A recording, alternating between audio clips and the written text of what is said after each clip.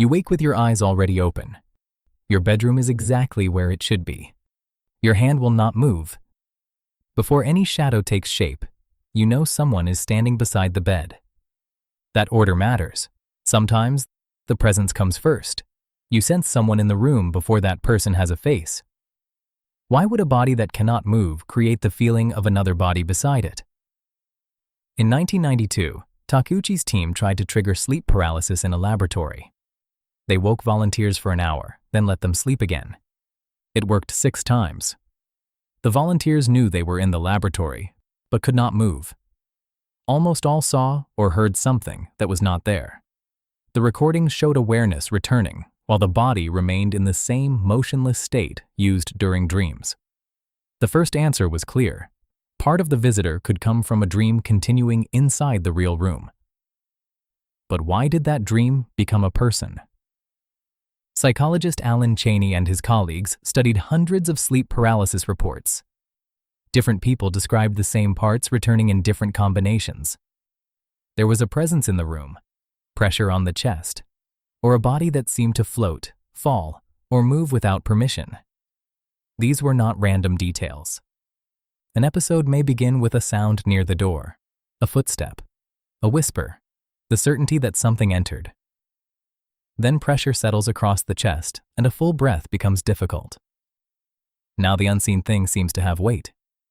In another episode, the bed tilts or the body feels as if it is floating. Even the mattress stops feeling reliable. On paper, those are separate sensations. In bed, they become one event. You cannot move, so the sound feels dangerous. Your chest feels heavy, so the danger seems to be touching you. Your sense of position slips, so the room itself feels unstable. Before a face appears, several unrelated signals already agree that something is close. The sound, the pressure, and the locked muscles belong to the same broken transition between dreaming and waking. Start with what the laboratory recorded. During REM sleep, your brain can build an entire world while most of your body stays still. You can run or fight inside a dream, without your real arms and legs doing the same. Researchers call this REM atonia. The name simply means that most of your muscles stay quiet while you dream. Usually, that lock releases before you wake. The dream fades, your muscles answer again, and then the bedroom returns. During sleep paralysis, those events arrive in the wrong order. You recognize the room, while your body is still following the rules of REM sleep. You are awake enough to know where you are. Your muscles are not ready to listen. That overlap gives the room material to work with. Your open eyes may see the ceiling, the doorway, and a coat on a chair. But seeing is not the same as understanding. Your brain still has to decide where one object ends and another begins. If part of a dream is still running, the coat can supply the outline while your brain supplies the head. The hum of a fan can begin to sound like breathing. The mixed state explains the locked body, the unfinished shapes, and sounds that have no source. The next signal does not come from the room. It comes from the chest beneath the blanket.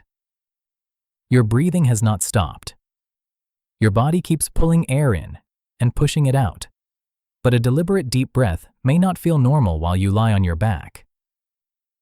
Bedding rests on your chest. Panic makes you inspect every inhale. A breath that usually happens without thought now feels too small because you cannot control it in the usual way. Normally, one movement would test the danger. You would turn toward the sound, sit up, or reach for the light. During sleep paralysis, every check fails. The possible intruder stays possible because you cannot look for it. Now the room feels occupied and dangerous. Why should that threat feel like another human body instead of danger with no shape? Researchers tested a smaller version of that question in people who were fully awake. A participant moved a control with one hand. A robot behind the participant copied the movement by touching their back. At first, the hand movement and the touch happened together. Move the hand. Feel the touch. The cause was obvious. Then the researchers added a short delay. The hand moved first. The touch arrived a moment later. That small gap made the touch feel as if it came from somewhere else. Some participants felt that another person was standing nearby, although nobody had entered the room. Neuroscientist Olaf Blanke and his colleagues ran the experiment. The participants were awake and free to move, so it did not reproduce sleep paralysis. It established a narrower point. The delay had broken the link between the participant's action and the touch that followed. That was enough for a self-generated sensation to feel as if it belonged to someone else. When you lift a hand, your brain expects a reply. It expects the weight to shift, the skin to stretch, and the arm to appear in a new position. The command and the returning sensations normally match, so the moving hand feels completely yours. During sleep paralysis, the command leaves, but no matching reply comes back. Your brain expected a moving hand. The hand stayed on the mattress. For a moment, the movement you intended and the body you feel no longer agree. One proposed explanation begins with that missing reply. Your brain normally keeps a clear boundary between actions caused by you and sensations caused by something else. When the signals no longer line up, the source of a sensation can become uncertain. Something happening inside your body may begin to feel as if it came from nearby. Return to the bed. You try to move and feel nothing. A sound comes from the dark, but you cannot turn toward it. The robot experiment offers one clue. A broken link between action and sensation can make empty space feel occupied. Sleep paralysis adds the fear, the darkness, and a body that cannot perform a single check. That gives the visitor a possible body. It still does not explain why the visitor seems hostile, or why one person sees a burglar while another sees a dead relative. Imagine a branch snapping beyond the firelight. Nothing is visible yet. Treating the sound as an animal gives the person beside the fire time to stand, wake someone, or reach for a tool. Mistaking wind for an animal costs a little sleep. Ignoring a real animal could cost much more. That does not prove that the figure beside the bed is an ancient predator reflex. No experiment has shown that. The narrower idea is that uncertain danger often feels safer to treat as an agent than as meaningless noise. During sleep paralysis, the alarm is active and every action that could disprove it has been removed. The possible intruder cannot be checked, so it remains possible. Now the presence has a rough shape and a reason to feel dangerous. It still has no identity. That part can come from stories learned long before the episode begins. In Newfoundland, the weight on the chest became the old hag sitting on the sleeper. In Japan, the locked feeling has a name, kanashibari, or being bound tight. In Egypt, a dark presence may be called a jinn. The body is similar. The person beside the bed changes. In the general Egyptian sample studied by Balant Jalal and his colleagues, nearly half attributed sleep paralysis to a jinn. Egyptian participants also described greater fear and longer episodes than Danish participants. The studies do not show that belief caused those differences. They show that the explanation people carried into the night was connected to how they experienced it. Once an episode begins, expectation has plenty to work with. A creak becomes a footstep.